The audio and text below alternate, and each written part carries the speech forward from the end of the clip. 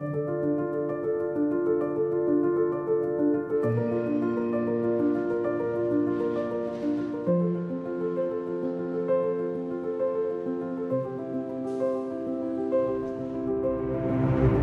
York City, the city that never sleeps. A global metropolis where cultures collide and dreams are made. Among the millions of voices that fills its streets, there is a vibrant community of South Africans who have made the Big Apple their home. I am the type of South African, I still feel like I belong and I want to give back to it. I wanted to be part of showing the world what Africa can do. South Africa will always have that pull and always be a home for me. I miss the food. Even though we can try to make it here and I cook some pap, it's not the same as South African pap. New York City is calling my name. It's a city where it's very busy. It keeps you on your toes. People undermine you, and that's just what it is. It's the land of opportunity. The city never sleeps, as you can hear.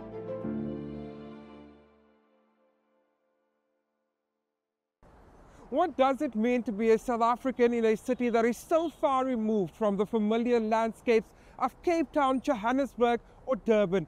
What does it take to carve out a life in a city so different yet so full of possibilities? I set out to speak to some South Africans who have made this city their home. From humble beginnings in Amanzimtoti along the KwaZulu-Natal south coast, Marco Mazzotti has carved out his life as a formidable lawyer in New York. I went to the University of KwaZulu-Natal, did a Bachelor of Arts and law school there, and then got a US government scholarship. It was to come to the United States. It was surprising for me. I'd planned a life in South Africa, but it was at a time where we were all talking about, this is late 80s, early 90s, a new constitution for South Africa, and I wanted to study the US constitutional system, and that's what I came to do. Decades on, Mazzotti is still in the United States, having made this his home. Born of immigrant Italian parents in South Africa, Marco Mazzotti says he remains South African through and through. I did not make an active decision to leave South Africa. I am South African. It is part of me. I still visit constantly. I've invested in the country. So I never made the decision to immigrate. I made the decision to come to school here. I met someone. I started a family. Mazzotti is currently a partner here at one of New York's leading law firms. For over 25 years, he's led and built the firm's private funds team into one of the most elite practices in the United States. I am the type of South African, I still feel like I belong and I want to give back to it. And giving back to South Africa is just what Marco Mazzotti did. Back in 2021, Mazzotti became the controlling partner of the Sharks Rugby Club in Durban. The longtime Sharks fan was now the club's owner. Rugby is a way that expat South Africans feel connected to their South African heritage, and it was certainly that way for me. It was a long journey from Mandela to Kolisi, but I realized in looking at the Sharks, and it was in the middle of the COVID, and looking at my life, your life is in three parts. You learn, you earn, and you return. And as I'm entering the return part of my life, I realized an investment in rugby, an investment in South Africa, embodied everything that I was interested in, feeling more reconnected to the country. I'm interested in community building, mentoring and education. These are young people who have wonderful values and are future leaders in the business community in South Africa. So I realized it embodied everything that I was interested in. Mazzotti believes that sport can be a vehicle for change and that his acquisition of the Sharks is just one pathway in his pre-retirement journey to give back to the country. It gives us something to talk about and connect. So it's very important globally. But in South Africa, it has a very, very unique history. South Africa's, really a sporting, given the great weather, given the people. It's a sporting nation, and it has a unique place in South African culture, and especially rugby. It is something that's part and parcel of the nation-building exercise. It's a way all South Africans have come together. And the Springboks, as an example, and even the Sharks, when you see the diversity of South Africa represented on the field, you appreciate that working together, greatness is achievable.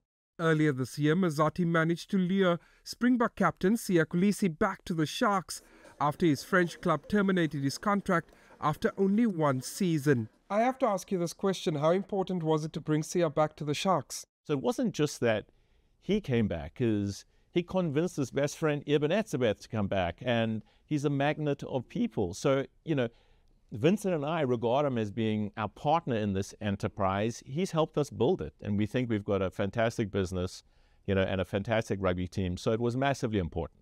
And as he sips another victory drink for his team at the Shark Tank, Marco Mazzotti is convinced he has made one of the best investments in his life. Living in New York is not easy, not to talk about the cold winter days. So different is the life here to back home. But one thing's for sure, New York City is a city where you can follow your dreams. You think I don't care? I care too much. She's a South African R&B singing sensation, but her singing career moved up several octaves after participating in a Chinese series, Sing China, a singing competition similar to the popular show The Voice. My name is Mo. I am from the purple, beautiful streets of Pretoria, South Africa, born and raised.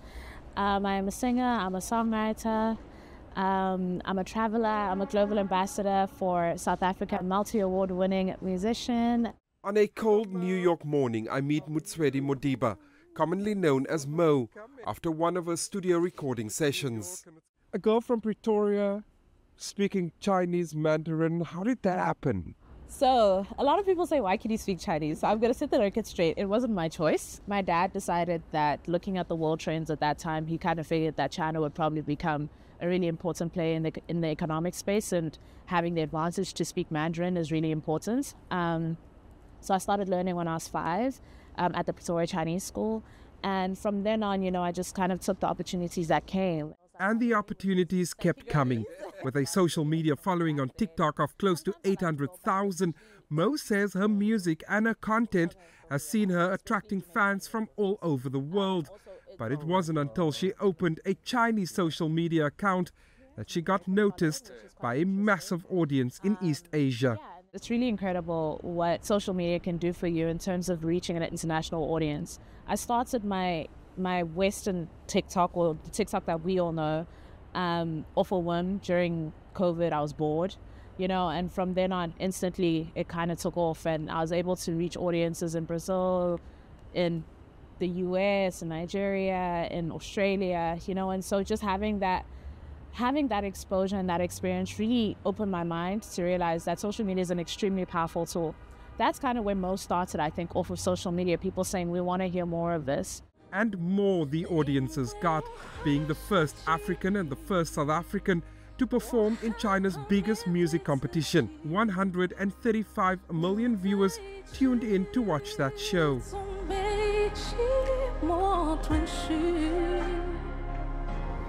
It was unreal. It was unreal. I don't think I have the words to explain the moment that I walked onto that stage, and it was like the blind audition moment, and I knew that not only am I representing Mo, but I'm representing an entire nation, a people, a culture, a community where so many people in that region have never seen anything like this. They've never seen a Black African woman, or if they have, a lot of the stereotypes sometimes get in the way of experiencing what and who we really are. And so I really would say that it was very hard. I will say, like you say, it's one of the biggest productions in the world. I got there a month before the audition that everybody saw, and it was very rigorous. I think I was recording at least 7 to 8 songs every week just to prepare for the competition, because it is that demanding. It really was life-changing in a lot of ways. I think the exposure also that it gave me, not just in China, but also internationally, I think it really resonated with a lot of people that South Africans can do incredible things. I think we're a very resilient, very talented, very creative group of people, and there's nothing that is impossible for us if we put our mind to it. And so, yeah, it was really a life-changing experience for me, one that I'll forever be grateful for. Mutswedi now lives in New York City. She first came here in 2022 to study for a master's degree in jazz art at the Manhattan School of Music. But the singing has not stopped, and she intends to take it further, hoping to collaborate with producers here in the city. I will say there is no city in the world like New York. I absolutely love it here. They really say it's the land of opportunity, and it really is. The city never sleeps, as you can hear. It never sleeps. This is what it sounds like all the time. I think in the short time that I've been here, the things that I've been able to be a part of, the spaces that I've been able to perform in, meet people in, just exist in, have been so incredible. And I think it's really just a blessing for me. And I'm really just grateful to God that I'm able to exist in a time like this and be in a place like this, because I can really see even just my dreams coming to fruition here. You know, there are pathways and opportunities that I've been able to take advantage of that I know you would never find anywhere else in the world.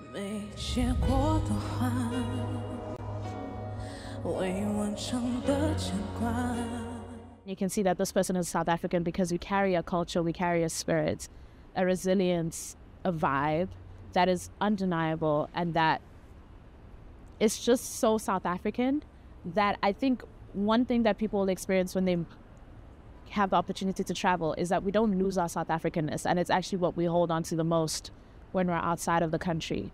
A lot of us go back and forth at home, and we're not leaving because we don't want to be home, but we're leaving because we understand that there are bigger opportunities to learn things that we wouldn't find back home.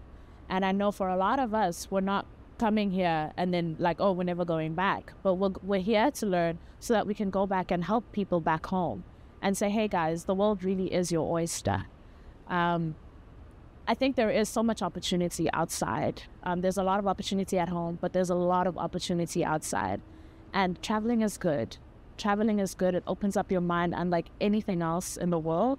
And so I would say to the people that say, oh, South Africans, you guys are leaving the country, leaving us high and dry. We're really not.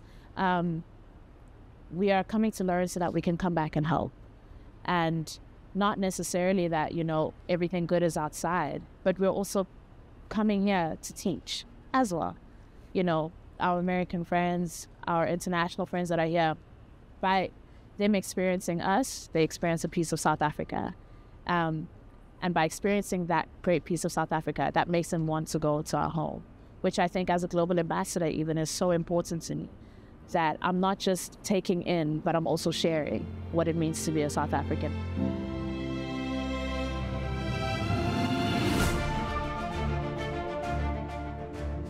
For any model, working out and keeping your body in shape is a top priority.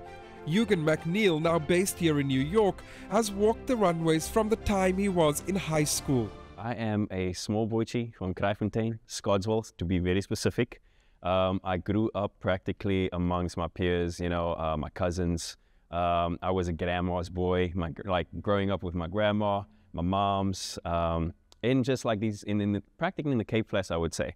And yes, I was a boy that was really passionate about athletics. And as I grew up within the athletics, you know, things started like kicking off when it came to modeling. His story reads like a fairy tale novel.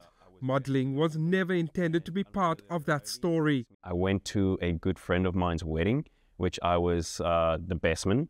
And there was a guy named Shane that was a stylist at the time. And Shane, at the time, he didn't recognize me until the photos came out. And he was like, who is this kid? And he practically gave me an opportunity. He said, hey, you know what, do you want to come over to my store out in Woodstock? We put on a couple of looks, I would say at that age around, I think 2012. And we did some portfolio work. So I did some photo shoots with him. I was really, honestly unrecognizable when it comes to certain photo shoots. I was still uncomfortable and all those different things. I was just a skinny boy at the time. But yeah, that ended up giving me the opportunity to pretty much have a book where I could represent it to different agencies in Cape Town.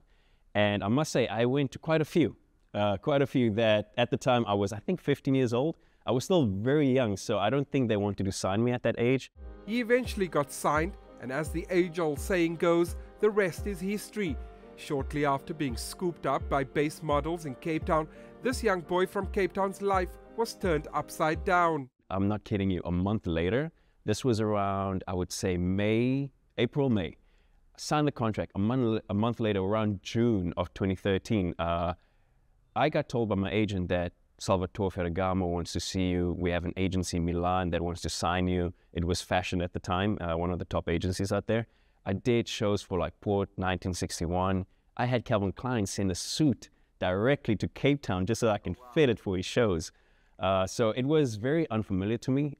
Everything I YouTubed, I Googled at the time. Internet was also just like, you know, all kind of like a thing, a nuance. But it was a surreal experience, being able to travel at 15 and 16 and being able to do the runways and be able to do my schoolwork and be able to participate in sports at the time. I met Eugen during one of his gym training sessions in downtown New York. It was here where he explained how he managed being a sought-after model and trying to finish school. I missed out on quite a few days in school, but I made sure to take my books with me on all my trips, being able to study, come back from my exams, my essays, and also like majority of the functions that we have, like a matric ball, which is iconic, you know, going to the matric ball. So fearfully, I always wanted to do like the matric balls at the time. I never wanted to miss one. I remember at the time, I had to say no to a job because I just wanted to be home with my friends because I also missed out on so much already. For many South Africans, the journey to New York is motivated by the desire for new opportunities.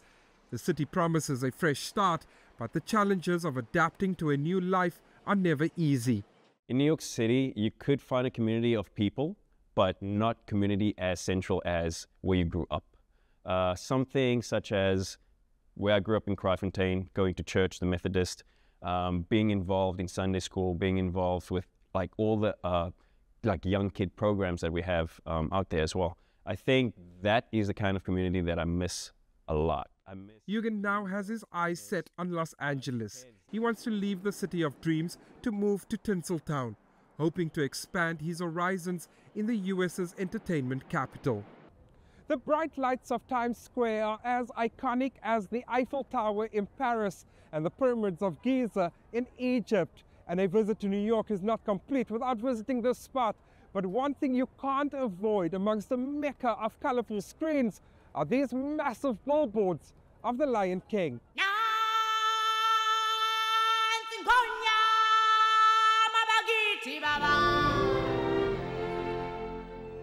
For more than 2 decades, this award-winning musical has dazzled theatre-goers with its breathtaking visuals, iconic music and timeless story. From the very first note of the Circle of Life, The Lion King transports audiences into the world of Simba, Nala and Mufasa. Lindiwe Dlamini is one of the original cast members. I think now Lion King is part of who I am. I've been in Lion King for this is going to be 27 years now, since the beginning. So there's no other way but being part of me. Even after nearly 3 decades, Lindiwe says she still gets nervous before each curtain call, adding that she cannot see a life without the Lion King. I was in Lion King when I lost my father. I was in Lion King when I lost my mother. I was in Lion King when I lost my younger sister.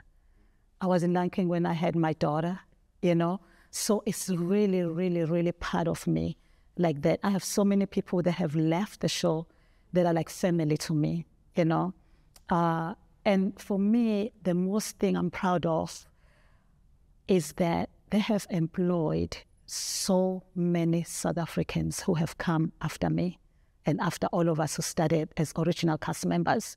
Hailing from Umlazi, southwest of Durban, Dlamini's first taste of the arts and theatre began, like so many others, in church.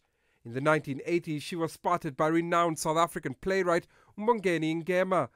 Her first experience with Broadway was this production, Sarafina, which opened here in New York in January 1988. At the Court Theatre on Broadway, the music of liberation, Sarafina. An opportunity came to come to America with Sarafina. So the way we were found, we were in a church, and then Mbongeni Ngema had us singing And then they drove right inside the church. And then he asked my father if he can take my sister, actually, at first. Yeah, and then when he heard us singing, he said, "Oh, no, can I please take both of them?" And then, it was like, my father's like, "Oh, no, you can't take both my kids, And how old were you at this stage? I was 18, and my younger sister was 16, And she used to sing with one of the girls, Baby Tele. I think maybe you know Baby Tele in South Africa. She's a big actress right now. So she used to sing with her in school.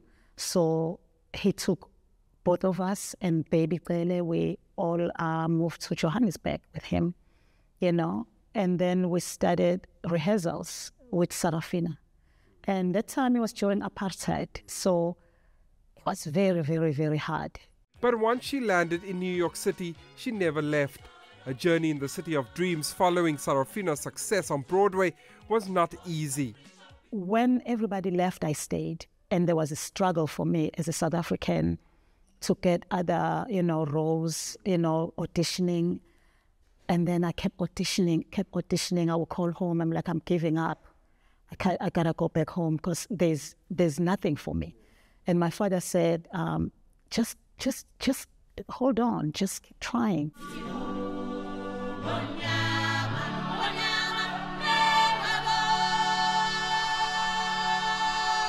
And her holding on paid off. She eventually got a role in The Lion King in 1997.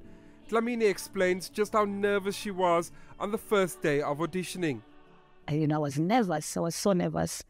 And then I started singing and kept singing. And then Lebo said, "Just sing the national anthem of South Africa." So I started singing that, and they were amazed. And then, he said, "You got this, you got this." And then when they called me, I said, "You got it." I was so happy because I thought I have lost, after working so hard to find something for like years, being here. And then I got it. I got The Lion King. While The Lion King might be home for her here in New York City, Dlamini says South Africa will always be home and a culture she will carry with her forever. I have so much pride with my culture that I never want to lose that. I never want to lose where I come from.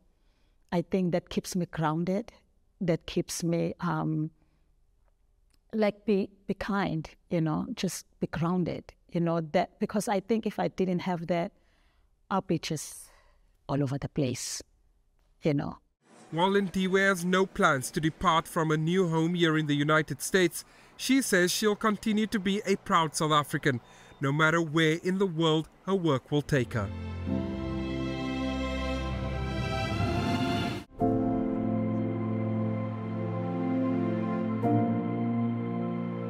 When he was a young boy growing up in Kuils River, Cape Town, Justin Davies says he always knew he wanted to be an artist, but never dreamed that his art would one day really bring him to New York City.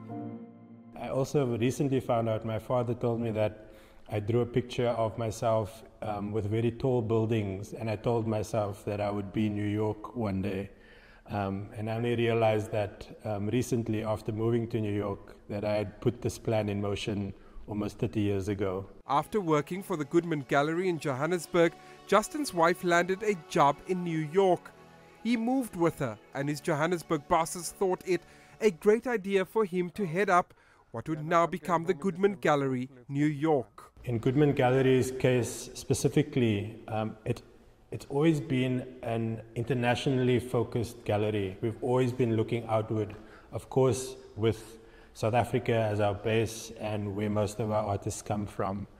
The gallery was started in 1966 by Linda Givon, who later became Goodman, and it's always had this ethos of looking outwards and bringing everybody in across the cultural spectrum. It was a bastion of open and honest conversations around art during the apartheid era. It was a pioneer in showing artists of different colors in the same exhibition when that was often illegal or could get one in jail. And so there's a legacy with the gallery that I'm just participating in the last few years. I'm just continuing that, bringing that to New York. New York City is not just home to world-renowned museums. It's also a hub for contemporary art galleries where emerging artists, groundbreaking exhibitions and creative innovation come together to shape the future of the art world. The Goodman Gallery is one of around 1,400 galleries across the city. We've had about 10 exhibitions, some of them group shows, some of them solo shows. Okay. And have they mostly been South African or African artists? Mostly South African and African, yeah. So we represent African artists and from the diaspora, but also artists from the global south. Okay. And what is the sort of like the uptake been in New York, especially with South African art? It's been a little bit slow. We often find that there's a lot of education that needs to happen. People have a certain idea of what African art is, and we're here to kind of bust that image and show them what's really happening in terms of the art world in South Africa. On the day we visited the gallery, they were showcasing the works of the late Ghanaian-born artist and art historian Atta Kwame. His colorful works of vibrant geometric patterns are inspired by a wide range of influences, Justin tells me, showcasing the tradition of mural paintings and the design of street kiosks along the roads of West African towns. He kind of pioneered a form of abstraction inspired by the landscape and the environment around him in Ghana. So a lot of what you see, the kind of the geometric abstraction, comes from a lot of the architecture and structures around the cities that he lived in. If you see the stripes, a lot of the stripes are related to what he calls kiosks. Okay. So if you think in the South African context, we call them spaza shops on the side of the road or in neighborhoods that are often makeshift structures, often with zinc, corrugated zinc and other kinds of materials that are used. And so he is inspired by these materials which, you know, in many ways are geometrically abstracted, but not in a kind of Western sense. While talking art with Justin Davey, one cannot escape asking him about home and what he misses the most about South Africa. I get emotional sometimes thinking of home. Of course, I miss South Africa as a place with a multitude of places and cultures and languages. I have different strategies of keeping myself connected to home. I have a young daughter and I sing Nkosi Sikelele as a lullaby every night to her, and she now knows the words. So that's one way I keep myself and her connected to back home. But I think if I had to sum it up in one word or one sentence, I think it would be resilience. You know, we have all, across the cultural spectrum, we've gone through a lot as a country. We're still kind of finding our feet as a young nation in the family of nations. And I think, you know, we as South Africans have resilience. We bounce back. We are able to find joy and laughter and humor in any situation. Often when I travel and I travel with other South Africans are always the first to know where the party is, where the good music is, where the braai is, the best food is in any location in the world. And while food is the one thing he misses most, Justin has no immediate intentions of returning to South Africa. He is set to make a name for himself right here in the very competitive New York art scene. The New York City skyline is one of the most recognizable in the world and a living testament to the evolution of architecture. And what better city to find yourself in if you're an architect yourself? Mokena Makeka is an award-winning architect and a globally recognized expert on urban design and strategy. As a practicing architect, I've had the privilege of doing really amazing projects in South Africa. The country that I love and that has educated me and has given me so many opportunities, whether it's public infrastructure, playing a role with regards to the Institute of Architects, where I was the former president, you know, acting as an advisor to the Minister of Housing and Human Settlements and being able to inform national policy. Now you come to a place like New York where, because of those values and let's call it attributes, you can arrive here. But it doesn't necessarily mean that you land here and now I'm now advising the mayor of New York on housing policy. It does. So in some ways you recalibrate to this different environment. But despite this being a tough city to break through in his profession, McKenna is confident he will succeed. He currently holds the position of the Special Advisor to the Vice President of Academic Affairs of the Cooper Union, one of New York's leading schools of architecture, art and engineering. I was not raised in a world where architecture was something that we knew as a course or a discipline or even a career. I remember drawing houses as a kid. I remember drawing cars as a kid. I wanted to be an aeronautical engineer. That actually was my first passion. I stumbled upon architecture through a very vivid argument with somebody on a plane who basically dared me to study architecture, and I found this whole other world. Now, architecture I think is interesting because it marries both sides of my mind, the artistic mind and the technical mind. You know, I love physics, I love maths, I love also the philosophy of quantum mechanics. I also love art. I love, and it's the one discipline where you bring all of these things together. And what I realized through that is a lot of the challenges that we have in South Africa, in terms of the legacy of apartheid, in terms of planning, spatial justice, economic opportunity, is intimately tied to, let's call it the pact that happened between spatial planners and the apartheid regime and even the colonial regime. Mokena Makeke believes in the power of design in order to better people's lives. His guiding philosophy, he says, is in reaching people through architectural, environmental, sustainable projects. Back home, he is well known for innovative designs, specifically for his 2014 rebuild of the Cape Town main station. Understanding the social impact of architecture has pretty much been my mission. So I love to design. I love design. But I was never into architecture for design's sake. I was into it because if you can make an incredible building in a township, if you can have an impact on public transport, if you can think about how a school can support a community and make it beautiful, that goes back to my point earlier about honoring the investment of the people who came before me. I know many people think of architecture as buildings. I see them as engines of progress.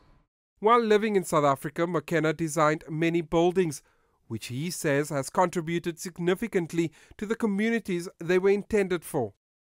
I think a good architect and a good designer looks at the situation that's in front of them and in some ways maybe strips away their prejudices or strips away their let's call it their spreadsheet that says this is how it's done, and ask the question, what is required for this particular place? So you need to be curious, you need to be humble, you need to not think that the next building should look like your last one because you have a style that you have to maintain. You need to ask yourself, who is the community here and what is their most important need?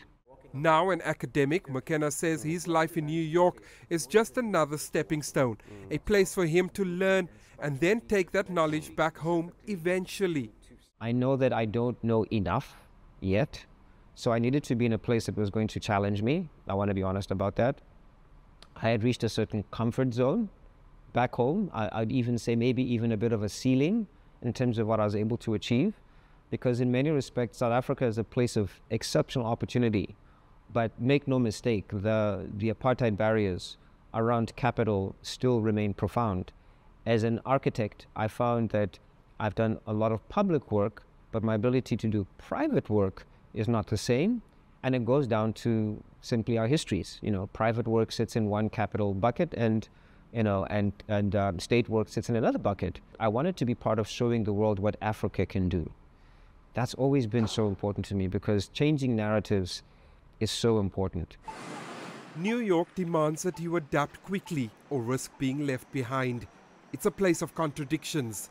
It promises opportunity, but also demands a sacrifice. Some say it'll never really be home.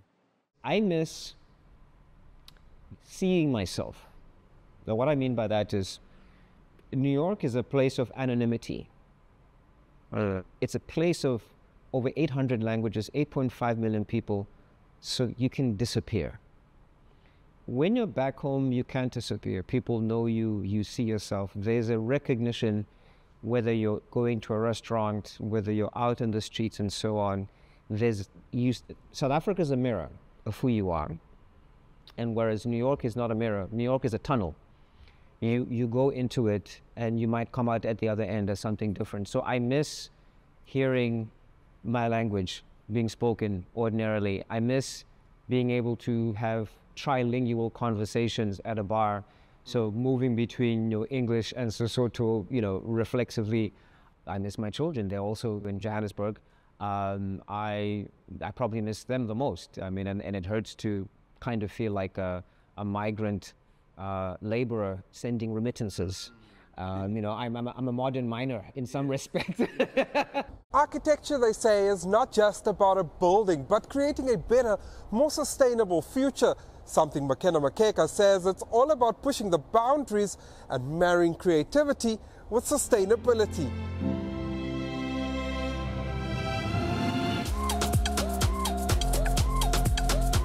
New York at night. It really is the city that never sleeps, as revelers continuously seek a new adventure. Inside New York's club scene, a new sound has been pulsating. Amapiano, a genre that blends deep house, jazz and traditional South African rhythms, has exploded in popularity over the last few years. Born in the townships of South Africa, this infectious sound has captivated music lovers worldwide, and now it's finding a home in the heart of New York City. You are seen as the DJ that popularized Amapiano in New York. How did you get to do that? Can you believe that? Yeah, I believe it. Because I saw that there was something lacking there. I'll always give credit to Afrobeats and West African artists for opening the doors for Amapiano, for African music, period.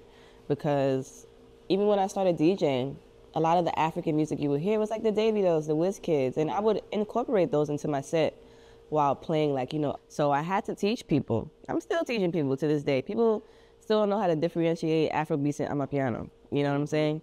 So I've always been teaching, and I'm never gonna stop. I don't think we're ever gonna stop, especially with African music. We're still at a point where people need to learn the difference between everything. But yeah, I just saw something was lacking, really. I just saw that people needed to hear what it is that my culture is, what it is that I experience when I go back home. Khadija Burr, known to many as DJ AQT, is a Harlem native of South African descent, her parents having moved to the city back in the 1980s. DJ AQT says South Africa lives in her soul and in her craft. She adds that her mission as an Amapiano DJ is to make everyone aware that it's a South African music form. I started doing music in the church, by singing, by dancing in the choir. I grew up playing the violin, so I would play the violin at church. Me and my mom used to sing together as well. Me, my cousin, and my mom, we were like a singing trio. And she just always encouraged me to embrace that artistic side of myself. She's always given me that freedom to do so. And also, she's a musical person too, so I think that's how it came about. She just influenced me to want to, do what it is that also inspires her. And that's how the music came about. And now, 30 years later, I'm doing it as a profession. I guess you can say I knew that I would be doing music. I just didn't know at what capacity. DJ is what really set it off. And now that I'm getting into my artistry as a producer, now I'm able to create music that, that I play. What started out as a unique South African sound has quickly become a global sensation. From South Africa to the global stage, Amapiano has not only become a musical revolution, but it's somewhat of a cultural wave that seems to be shaping the future of music. And here in New York City, it's no doubt become a club favorite. people are just gonna, you know, they hear some drums and some foreign languages that sound African, they're just gonna make everything sound African, you know? So it's also up to people to wanna be willing to learn and understand the different things that are happening on the continent. It's mad countries on there. We're not all making the same thing. We're not all making Afrobeats. You go to Ivory Coast, they're doing their thing. You go to Kenya, they're doing their thing. So, you know, we still have a lot of work to do. On a weekly basis, DJ AQT continues spinning the decks on the New York club scene.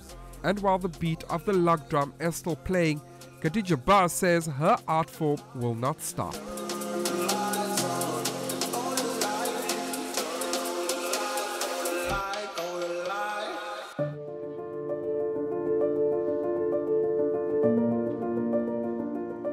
This city is not just a place to build a new life, it's a canvas on which you paint your own stories. And with each passing day, you continue to write your own narrative, blending the spirit of South Africa with the energy of this great city. It's harder to be here because you have to be somewhat humble to be here, because you almost start from zero again, right? You have to reestablish yourself, you have to recreate your narrative. It's a different country, different cultures, different background. Because everybody's trying to make it in New York. We're all artists. We're all creatives here.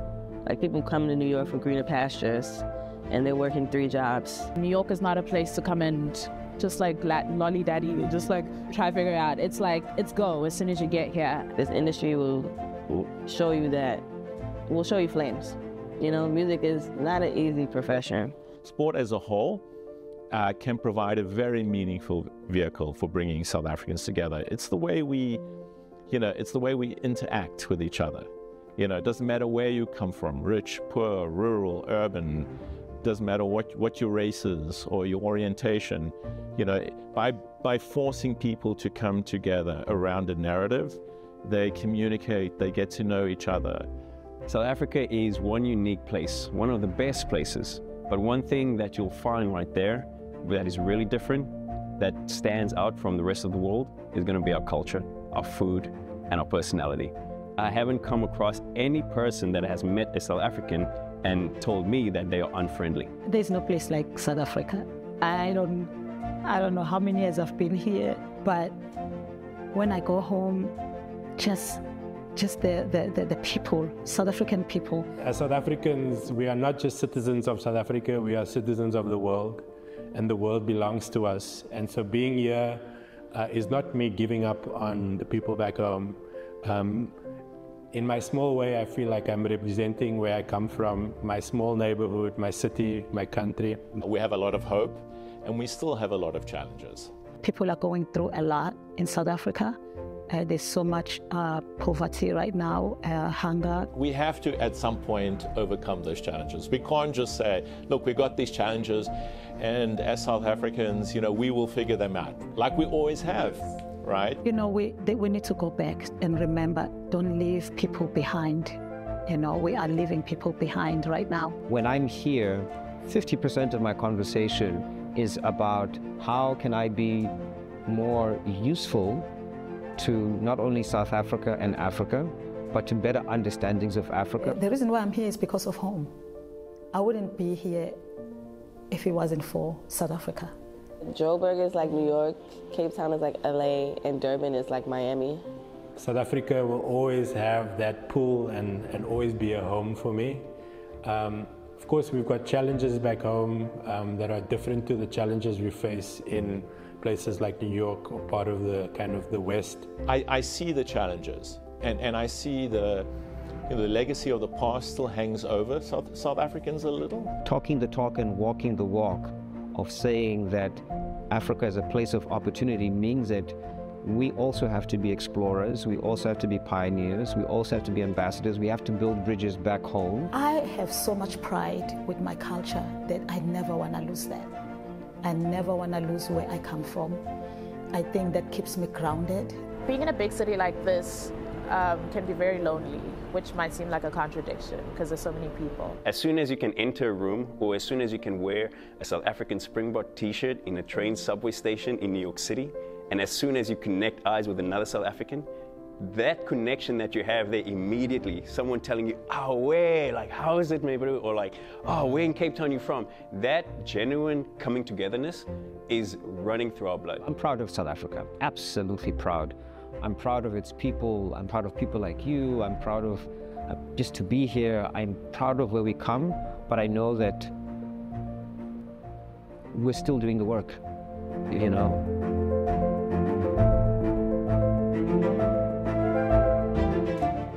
In this global metropolis, the journey is never truly over. It's just another chapter waiting to be lived. And so in the heart of New York, the spirit of South Africa finds a home, alive, thriving, and always evolving.